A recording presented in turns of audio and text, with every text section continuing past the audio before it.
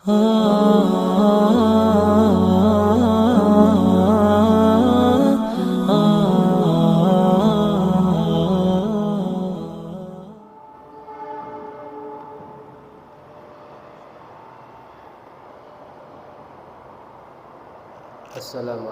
warahmatullahi wabarakatuh.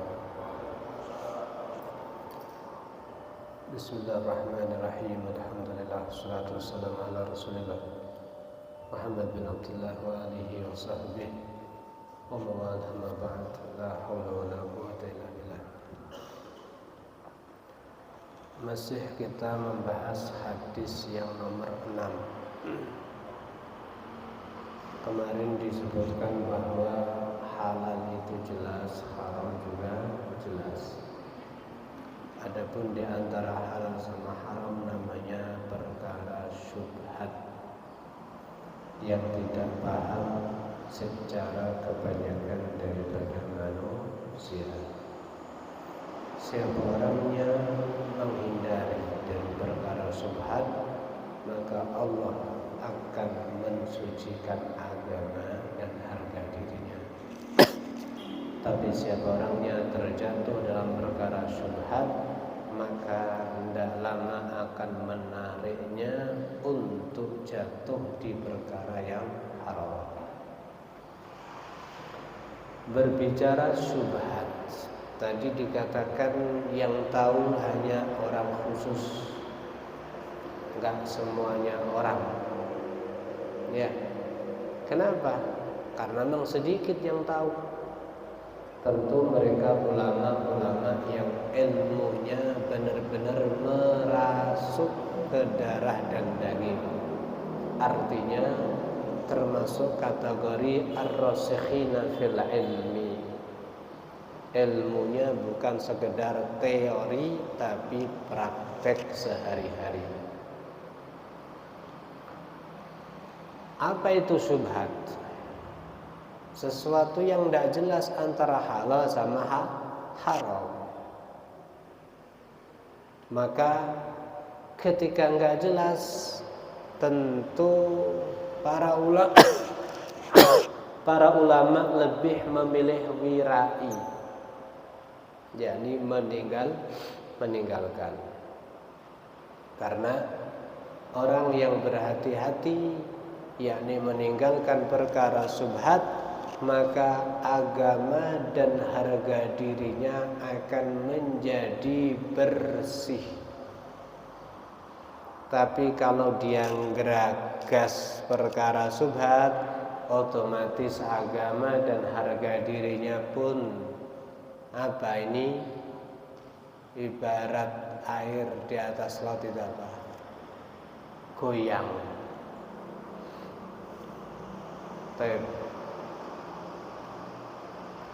Kalau misalkan gini, ada sebuah konteks manusia secara umum menyangka perkara itu syubhat, padahal halal.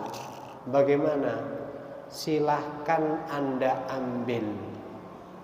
Saya ulangi, secara konteks umum manusia itu perkara syubhat, tapi hakikatnya Anda tahu kalau itu halal murni, maka silahkan diambil. Cuman kalau Anda ngambil nanti ada fitnah yang sehingga manusia akan menyangka yang enggak kepada kamu, alangkah baiknya supaya tidak menimbulkan banyak fitnah, hindari perkara tersebut. Loh, ini halal, saya tahu kok. Saya yakin, saya jelas tahu, saya silahkan. Cuman ambil mungkin dalam kondisi enggak tahu masyarakat, supaya masyarakat tidak menyangka yang enggak kepada kamu. Maknanya apa? Maknanya kalau ada sebuah aktivitas, sebuah hal yang menimbulkan kecurigaan kepada masyarakat secara umum, alangkah baiknya kerjakan dalam kondisi sendiri sekalipun itu memang halal murni. Ya, maksudnya supaya tidak menimbulkan kebingungan kepada orang awam. Jangan orang awam itu Anda buat bingung. Saya kasih contoh. Misalnya sampean sholat teko dhisik dhewe nek ngarep dhewe. Nunggu imam sabar, setelah bermenit-menit datang jamaah ratusan hingga ribuan, bahasan nek ngarep arepe takbir sampean kepentut pret batal kok lagi. Piye kira-kira? Mundur apa takbir? Hah? Mundur apa takbir? Mundur kok. Lho iki piye iki? Nunggu ket mang. Ya. Karepe salat malah mundur. Iki genah mukmin apa munafik iki? Lera mundur, jelas sampean kepentut. Maka solusinya tutup hidung kamu. Ekspresikan diri kamu seperti sampean mimisen. Paham di sini? Kayak mimisen lagi. Berarti mundure karena kamu apa? Mimisen supaya enggak muncul pertanyaan sing macam-macam daripada orang yang ada di belakang. Nah, langsung mundur. Nah, yo iki bano iki bano. Kita ngenteni jamaah wis imam arepe teko lah kok dadak mundur. Kan banyak pertanyaan nanti. Mosok sampe dadak bendhe dhisik. Insyaallah jamaah kula ngentut tak mundur ya lho enggak mungkin. Pegang itu seperti mungkin kamu apa? Mimisen supaya tidak menimbulkan kecurigaan banyak manusia. Artinya apa? Pandailah kamu bersikap, berbuat, memutuskan sesuatu hal yang tidak menimbulkan banyak kecurigaan. Bojomu mbok kelambeni nampak, misalnya mbok pacai kaya cah nom mbok gandeng, dipikir sampean gandeng cewek anake sapa misalnya, padahal bojone dhewe. Kadung wakeh sing curiga. Lek dicurigai jangan salahkan siapa-siapa, sampai cara nyetingi ngono kuwi senajan bojone dhewe. Baik. Makanya pernah satu ketika Sayyidina Anas bin Malik niku medal keng omah arepe salat Jumat. Lagi metu teko omah, wong-wong padha grutuk-grutuk mulai. Tahu ora ngalami model ini kita? Halo. Sire metu omah arepe salat Jumat. Wis maca mending gawe sandal arepe nyekel sepeda motor, wong weng mulai. Kira-kira pagah budal apa balik? Lek sampean pagah budal bener disawang, berarti nyanti gimana? Kok asal akeh teko? Padahal sampean mungkin teko keri karena ketiduran. Ngene apa nggih? Jam 11 sesuatu sugih kelambi. Karo ngenteni alah budale rada mepet ae 11:30. Soale sadurunge mari mancing kekeselen ngenteni karo ngletak. Tangi-tangi jam 12:15 kuwi biasan wis bar jamaah. Arepe budal wong-wong wis budalmu mulai Sayyidina Anas langsung mundur. Ya, Sayyidina Anas langsung apa? Mundur, langsung mlebu nek gang. Sep. Sampeyan wis ntater nggih, budal meng. Wong budal mulih, ndang menggo emak. Sret. Ya, ndang menggo mawon. Nek sampeyan pagah budal maju, diguyoni kancane apa nyanti iki? Ndang derek sret. Kenapa demikian? Ya, waqal man la yastahi minan nas la yastahi minallah. Manusa mulai kaisin karo manusa berarti ya kaisin karo Gusti Allah. Maknane gen orang nimbulne banyak fitnah. Dayo. Ustaz emang piye to? Awake dhewe budal mulih dek kok sik arep budal Jumatan nyandi. Pon dablek. Apa piye? Jeneng menungso nggih apa nggih? Mungkin terjadi. Berarti yang jelas apa? Jangan nimbulkan sesuatu yang bisa memicu fitnah. Pernah juga salah satu istri Nabi Muhammad SAW, namanya Sayyidatuna Sofiyah, datang kepada Nabi berziarah. Padahal saat itu Nabi dalam kondisi i'tikaf di masjid. Maka dia datang, akhirnya fatahaddasa, omong-omongan kalian kanjeng Nabi. Sumaqamat. Kemudian si istri Nabi itu berdiri. Nabi pun juga berdiri menuju kepada rumahnya. Ketika sama-sama berdiri Nabi dan istrinya, ketika nyampe di pintu masjid, ada dua lelaki yang lewat. Kemudian dua laki tersebut baca salam kepada Nabi Sallallahu Alaihi Wasallam. Ketika melihat ternyata yang disalami tadi adalah Nabi dengan seorang wanita, maka kedua orang tersebut itu ngerasa malu, langsung farojak balik dalam keadaan melaku cepat ngoten. Faqala lahuman Nabi mengatakan, imsiya ala rislikima. Wis mas lek mlaku aja cepet-cepet, santai mawon. Falaisa takrahani. Ya, sampean delok mau duduk sapa-sapa. Inha Sofiyah, wong wedok sing karo aku mau tidak lain adalah Sofiyah, bojoku dhewe. Maka dua sahabat itu melihat pemaparan dan penjelasan Nabi, ngerasa enggak enak. Kenapa? Mungkin dia ngerasa enggak enak kepada Nabi, sehingga mereka berdua berkata, Subhanallah wal nadzunuka bika illa khair. Ya Rasulullah, enggak mungkin saya itu menyangka jenengan kecuali baik. Saya enggak bakal menyangka yang macam-macam. Kok Nabi sama wanita berdua di masjid, sopo kemang sopo sanoe wong liya sanoe sane. Enggak. Saya tidak akan nyangka seperti itu ya Rasulullah. Apa kata Nabi?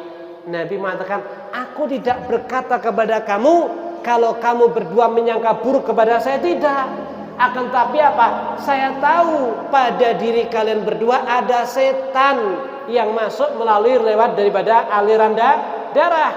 Nanti pasti dia akan membesikkan di hati kamu. Lah iya. Mang nek jero masjid Nabi karo sapa? Lah iya. Kok muncul curiga, muncul macam-macam. Sebelum itu terjadi, maka saya jelaskan sama kamu, dia tidak lain adalah Sofiyah, istri saya. Inilah sikap pemimpin. Sedemikian rupa dia tidak kepingin menimbulkan kecurigaan kepada yang dipimpin. Hakada ini. Makanya sampai Nabi mengatakan, faman kana yu'minu billah wal yaumil akhir fala yaqifanna mawaqifat Tuhan. Kalau kamu memang mengaku iman dengan Allah dan hari akhir, jangan kamu berdiri di tempat-tempat yang menimbulkan fitnah, sangkaan-sangkaan. Baik.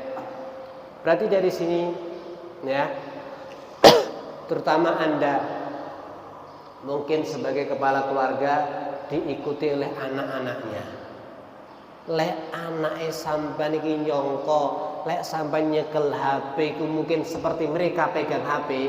Anak kita kalau pegang HP kan mungkin mainan, game iki. Lek anake sampean nyangka seperti itu, kondisikan di hadapan mereka jangan sering bawa HP. Senajan sama megang HP-nya manfaat. Tontonkan di hadapan mereka Anda bawa Quran, Anda bawa tasbih, Anda ibadah kepada Allah. Karena mereka berpikir sesuai daripada kemampuan mereka. Lah iya. Iki bapake pangga HP-ane, berarti kaya aku gim-giman terus kuwi. Padahal mungkin Anda enggak mungkin itu. Tapi kenapa? Nimbulkan tuham, nimbulkan sangkaan-sangkaan kepada orang yang berpikirnya dengan sederhana. Ini anak-anak kita. Lebih bagus, lebih baik apa? Tontonkan di hadapan mereka adalah kamu dalam keadaan ibadah kepada Allah Subhanahu wa ta'ala. Lebih-lebih apa? Anak kita itu enggak macam-macam. Yang dilihat, yang didengar, itulah yang diambil dan dimasukkan kepada prinsip hidupnya. Sing ditelok toko bapake, Anda selalu sibuk ibadah, Anda tidak pernah membuang-buang waktu, Anda serius, Anda selalu kembali kepada Allah Subhanahu wa ta'ala, otomatis Anda telah menanam di hati dan prinsip anak Anda kebaikan-kebaikan. Tapi sampean menanamkan kecurigaan kepada anak Anda, kalau ada keliru jangan salahkan siapa-siapa. Karena kita yang salah menanam kepada mereka. Masya Allah. Baik. Berarti hati-hati nggih, bersikap sesuatu di hadapan orang yang selalu mengikuti kepada kita. Kemudian berbicara perkara syubhat. Siapa orang yang terjerumus di dalam perkara syubhat? Man waqa' fi syubhat waqa'a fil haram. Kalau orang itu terjerumus kepada perkara syubhat, maka nanti otomatis dia akan terjerumus kepada perkara haram. Ya, berarti maknanya orang itu kalau dia memperbanyak mengkonsumsi perkara syubhat, secara enggak sadar dia akan terjerumus kepada perkara haram. Apa maknanya? Dia akan meremehkan kepada perkara syubhat tersebut.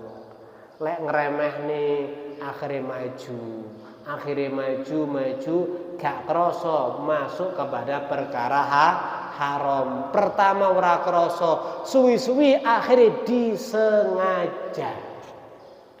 Dosa itu kalau bagi orang-orang yang punya ilmu atau sering beramal soleh, maka kadang-kadang settingannya bukan langsung kepada haram, tapi digiring kepada hal sing gak krasa intine terjerumus kepada haram.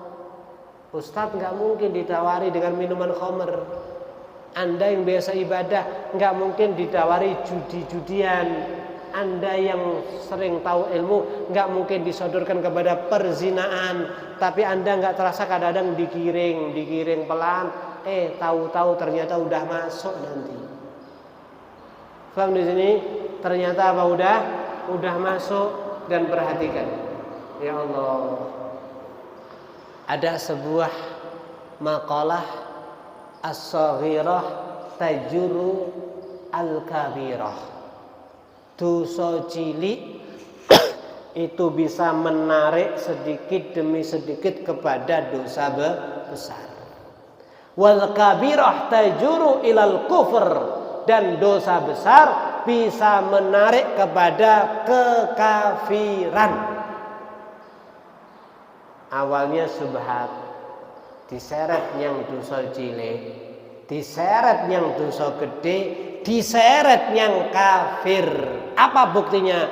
Allah Subhanahu wa taala berfirman di dalam surat Al-Imran, wa yaqtulunal anbiya'a bighairi haqq dzalika bima asaw. Mereka orang-orang zaman dahulu telah membunuh para nabi-nabinya Allah, padahal mereka tidak salah para nabi tersebut. Kenapa itu terjadi?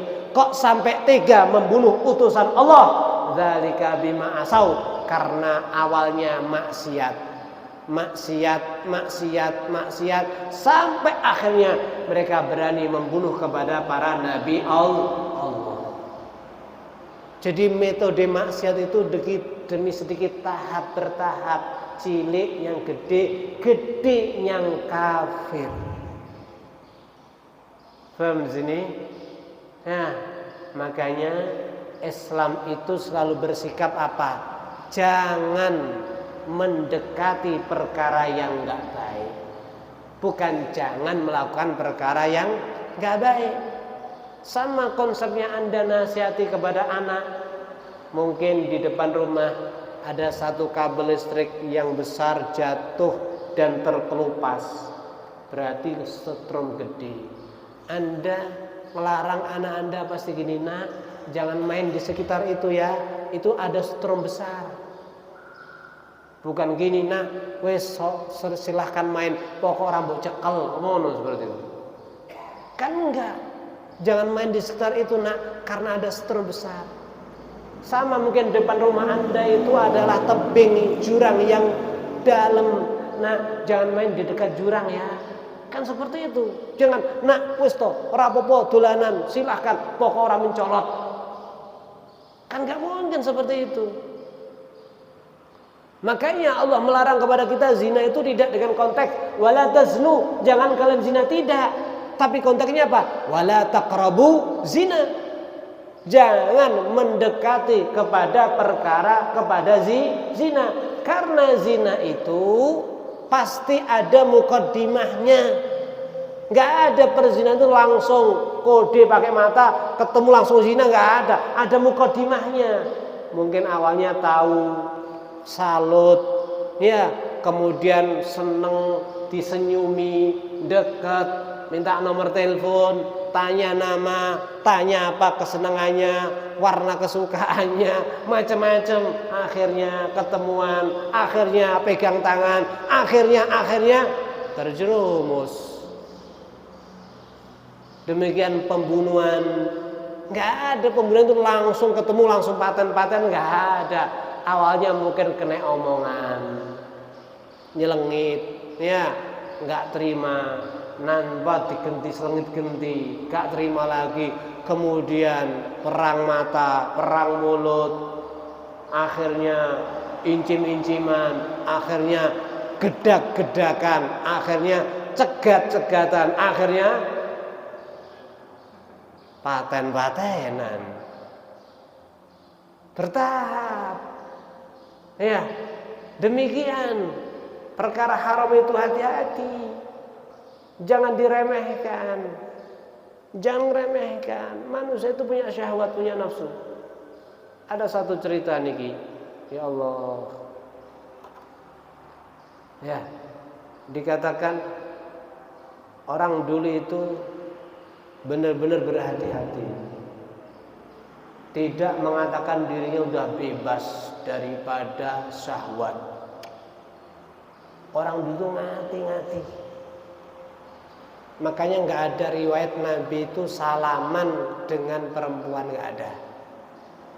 Kalaupun ada mengatakan mungkin waktu beat janji setia itu mungkin masih ada pembahasan di sini. Yang jelas, ya, Nabi menyontohkan hati-hati. Ada satu cerita gini, seorang ulama besar, namanya Al-Imam Junaid Nafanullah Ta'ala bih. Suatu ketika beliau masuk di sebuah gua.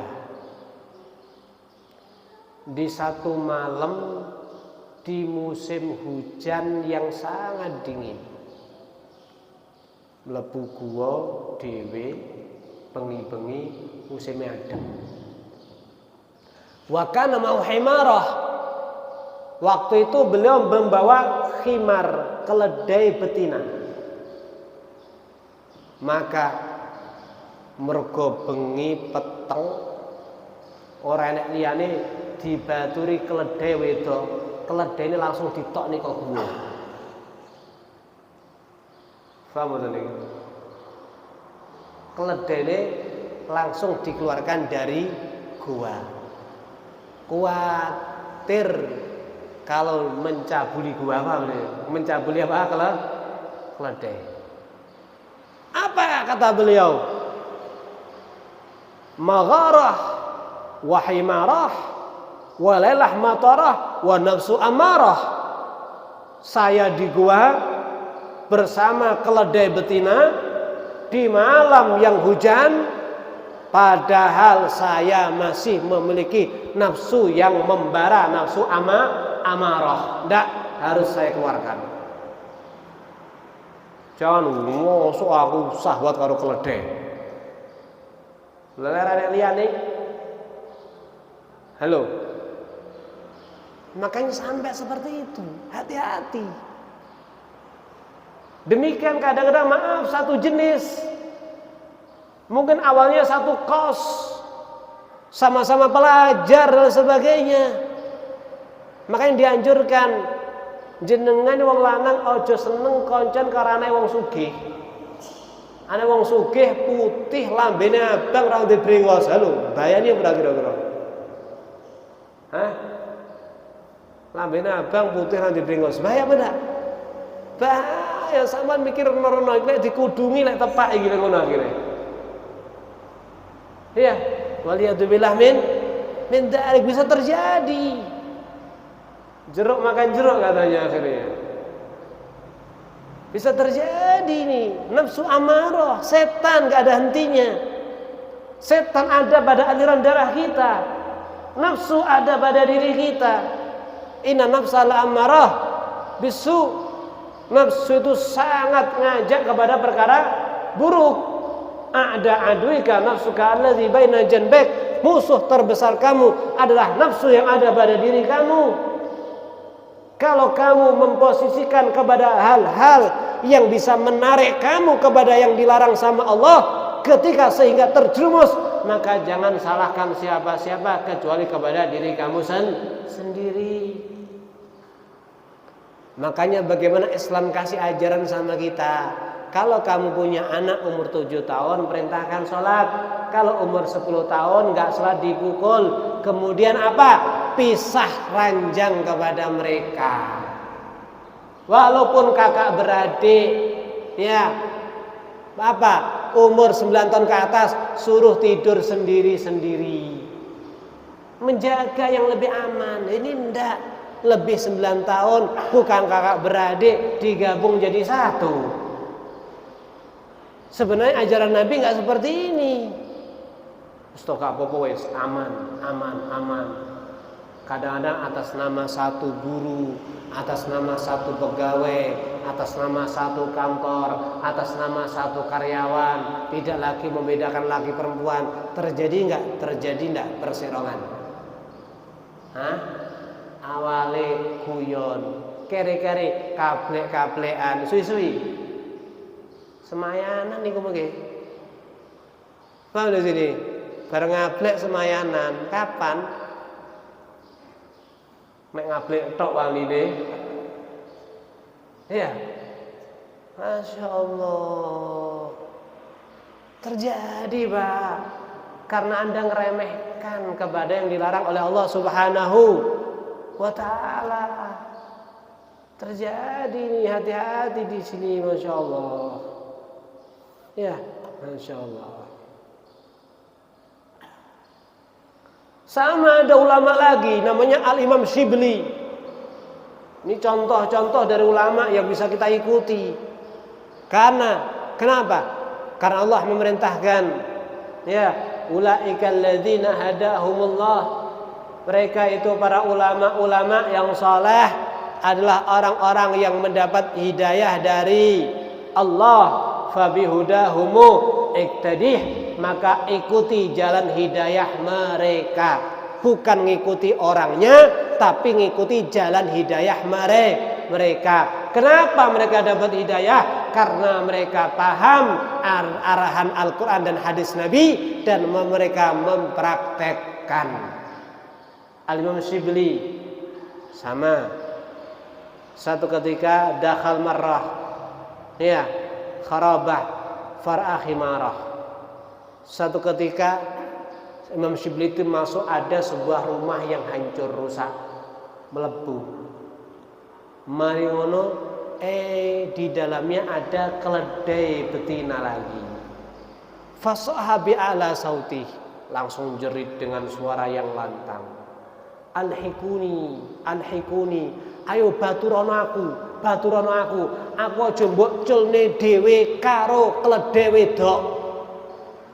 Di sini ya. Jangan kamu lepas saya sendiri. Fa in akhaf ayan hadha bi asyaitan. Saya khawatir setan membangkitkan syahwat kepada aku. Ya Allah. Ikhwani yang dirahmati Allah Subhanahu wa taala. Berarti dari sini selalu berhati-hatilah, jangan ngeremehkan. Kadang-kadang, kemana anak kamu? Oh, pergi sama adiknya. Katanya kamu punya anak cuma satu kok sama adiknya. Adik misanan. Tahu misanan sampean? Tahu misanan? Sepupu. Terus naik apa? Naik sepeda motor. Motornya berapa? Ya satu. Bonceng. Lah iya kan adik dhewe. Misanan ini mahram apa bukan mahram? Mahram apa bukan mahram? Boleh nggak dijadikan istri? Berarti bonceng-boncengan boleh apa enggak? Ya nggak boleh. Lu nyaput adik dhewe lu. Nggak boleh itu. Engko lek kablek-kablek anek dalan, anakmu ngerem dadak, piye jajal? Halo. Utawa sengaja direm cepot kontaknya dibuat yang sawah terus piye akhirnya? Bisa terjadi nih. Ini jelas nggak boleh. Atau sesama ipar misalkan. Tahu sesama ipar? Anda di situ statusnya mantu laki. Kemudian ya adik ipar Anda yang laki punya istri perempuan. Berarti Anda mantu, adik ipar Anda juga mantu. Ini juga bukan mahram. Jagongan. Nanti masih jagongan nek ruang tamu karo sapa? Karo adik. Adik sapa? Adik ipar. Jangan. Akhirnya dijolne lho mbuh iku akhirnya. Boleh ini. Ya, perhatikan alhasil dari sini hati-hati ya. Jangan main-main dengan hukum Allah Subhanahu wa taala. Jangan ngeremehkan. Orang itu kalau udah ngeremehkan, nanti dosa kecil bisa jadi dosa besar. Orang itu kalau ngeremehkan, nggak sadar dia akan terjerumus. Ya, sampean misalnya sire nabung berangkat haji, anak perlu dudut sito, alah sito, doa. Bar sesumben perlu dudut neh, alah bariki gak wes. Sampai dudut neh apa kira-kira? Lerape dudut gone tak tangi ngono ya. Kalau ngeremehkan kan seperti itu. Dudut akhirnya gak sudah budal haji nih kemudian. Ini ngeremehkan, hakada. Kulo sama ini paham kepada diri kita sendiri kok. Anda yang lebih paham dengan diri Anda sendiri. Ya, Anda yang lebih paham dengan diri Anda sendiri. Anda paling gak bisa nahan masalah ini, ya sudah, dohno, jauhkan. Nah, baik. Alhasil jangan remehkan ya kepada perkara syubhat, kepada perkara yang bisa menjerumuskan kepada perkara haram. Baik.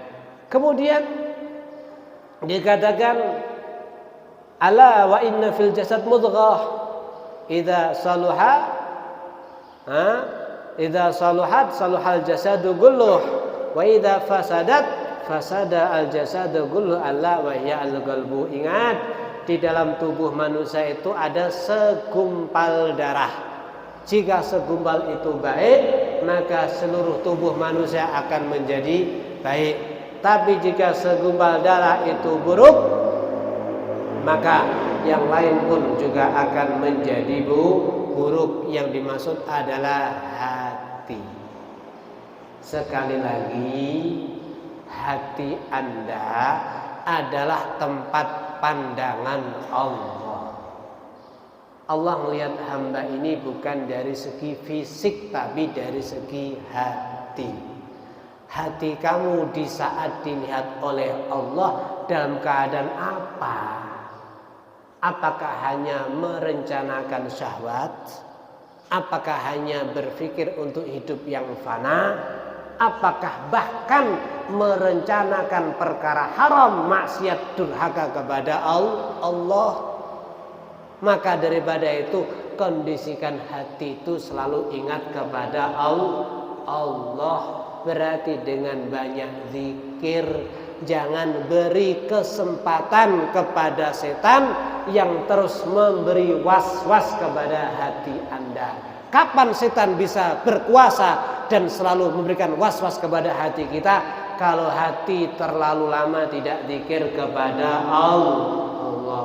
Bagaimana mungkin hati saya bisa zikir kalau situasi yang dilihat oleh mata dan telinga tidak pernah ngajak kepada zikir? Mata dan telinga mendengarkan, maaf, situasi yang ngajak lalai kepada Allah. Bagaimana hati bisa zikir? Kalau gitu berarti apa? Taruh diri kamu di satu tempat yang mata melihat kepada ibadah, telinga mendengar kepada seruan-seruan ibadah dan taat kepada Allah, supaya hati terus terbiasa zikir. Tapi kalau sampai memposisikan pada tempat-tempat maksiat, menteleng buka aurat, sing dirungokne suara-suara syahwat, ya apa kira-kira? Hatine piye kira-kira? Halo. Misalnya di depan sampean orang buka aurat, hatine piye? Mentolong rangkul. Paham di sini? Ya beda. Mentolong gonceng dan seterusnya. Jadi pandailah memposisikan posisi. Pemain bola ini kok striker kadang-kadang maker pinter ambil posisi. Posisine pas kosong diumpani tendang gol ngoten nggih. Lah sampean ora bakal ngumbar bale, grutu-grutu bakal nglumpuk. Ya iso. Demikian Anda pandaikan Anda dalam mengkondisikan posisi. Jangan Anda memposisikan kepada tempat-tempat maksiat. Mata dan telinga dengernya itu. Karena yang masuk kepada hati secara kebanyakan melalui mata dan telinga. Lek sing sampean delok perkara reget, sing sampean rungokne perkara reget, mlebu nyang jero ya reget kabeh niku mengki. Nggih napa nggih? Kalau yang Anda dengarkan adalah ucapan-ucapan yang kotor, mata menyaksikan perbuatan kotor, nek jero kotor kabeh nanti. Nanti kalau nggak percaya, lek pas kesandung, lek metu isine nanti niku nggih. Nggih, sing didelok kotor, sing dirungane kotor, mlebu nek jero. Pas kesandung metu apa ora kira-kira? Pas kesandung metu apa enggak? Metu napa? Gaplek misalnya. Metu kabeh. Tapi lek sing mbok rungokne, sing mbok delok wong zikir, maca Quran, ibadah, kesandung metu astagfirullah. Innalillahi. Maka bagaimana hati ini harus dikasih satpam, ya, paham di sini? Hati harus dikasih satpam. Jangan ngomong, jangan merencanakan di hati Anda sesuatu yang enggak baik. Les kadung lebu, kadang-kadang gusah-gusane ngusirnya sulit. Terus kadung atine rencana pengen dadi wong sugih misalnya. Piye carane? Ayo. Wis atine rencana pengen duwe mobil, duwe motor, duwe sawah, duwe iki piye carane. Wis rencana mateng nek jero kene. Basan delok modale mek 100.000. Akhirnya piye carane niku mengki. Akhirnya banyak yang akan dia cari nanti. Oleh karenanya Masya Allah, jadi dijaga, kasih satpam. Jangan sampai merencanakan dulu. Kalau belum ada, jangan sampai direncanakan di sini dulu. Lewis enek rencana ora apa-apa. Paham di sini? Urung enek rencanane panjang, akhirnya menekan nanti kamu. Paham ya? Gue duit 10 juta. Pengen tuku mobil Pajero Sport. Akhirnya ngambil yang cara 10 juta uang muka saja akhirnya pun. Rencana 10 juta iki ya teko ngisor dhisik ya. Sing rodok surung-surungan kuwi dhisik. Apa rodo loro dhisik. Ya makanya jangan rencana dulu di hati. Ingat sekali lagi wis kadung mancep kadang-kadang gusah-gusahane angel. Ikhwan yang dirahmati Allah Subhanahu wa taala, supaya hati kita itu punya pekerjaan, enggak banyak ngelamun, enggak banyak kemana-mana, kasih lesan kesibukan supaya lesan tembus kepada hati. Baca Quran, zikir, baca sholawat, kasih target pada kamu. Sedina kudu tuntas istighfar 1000, sedina kudu tuntas sholawat 1000, sedina kudu tuntas baca la ilallah 1000, sedina kudu tuntas setengah juz, sedina kudu punya pekerjaan yang banyak. Ken orang lamun tekan dindi ngelawer-wer atine tambah bar maghrib. Halo, bar maghrib orang ngaji nyekel duit 100.000 sing dipengine reno-reno niku mengke. Akhire mumet karepe dhewe. Ya, makanya kasih kesibukan, ojo nganggur. Nah, semoga saja Allah bisa menjaga, kita bisa menjaga kepada hati kita, sehingga tidak ada pekerjaan, tapi hati kita sibuk koreksi kepada kesalahan kita sendiri, sibuk mungkin untuk berzikir kepada Allah Subhanahu wa taala, sehingga hati menjadi ayam, tentrem, ya qanaah, ridha kepada ketetapan Allah Subhanahu wa taala. Amin Allahumma amin. Walhamdulillahirabbil alamin. Hadza minni wallahi bikum. Wassalamualaikum warahmatullahi wabarakatuh.